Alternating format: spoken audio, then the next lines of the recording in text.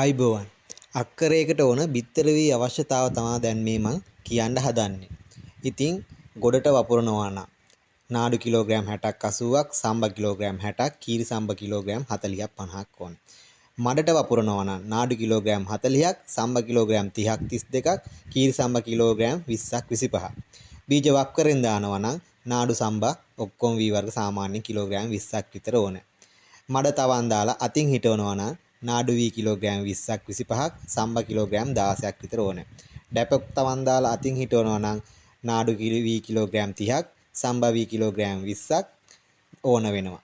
යන්ත්‍ර මගින් හිටවනවා නම් නාඩු කිලෝග්‍රෑම් 10ක් 16ක් සම්බ වී කිලෝග්‍රෑම් 8ක් 12ක්. පැරෂුට් මගින් වගා කරනවා නම් නාඩු වී කිලෝ 8ක් 12ක් සම්බ වී කිලෝ 8ක් විතර ඕන වෙනවා.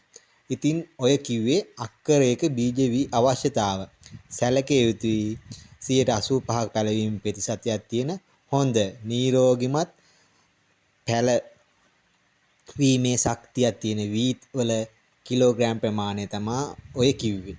නැතුව එහෙන් මෙහෙන් අහිඳගත්ත වී ගැන නෙමෙයි කිව්වේ. හොඳ සහතික බිත්තරී වල ඒකට අවශ්‍යතාවය ওই ප්‍රමාණය වෙනවා අපේ කෘෂිකර්ම දෙපාර්තමේන්තුවේ නිර්දේශයට අනුව. ඉතින් ඔයාලත් වගාවක් කිරීමේදී ඒ ක්‍රම වලට යනවා නම් ওই වගේ බීජ අවශ්‍යතාව දැනගෙන ඉන්න එක වටිනවා කියලා මම හිතෙනවා.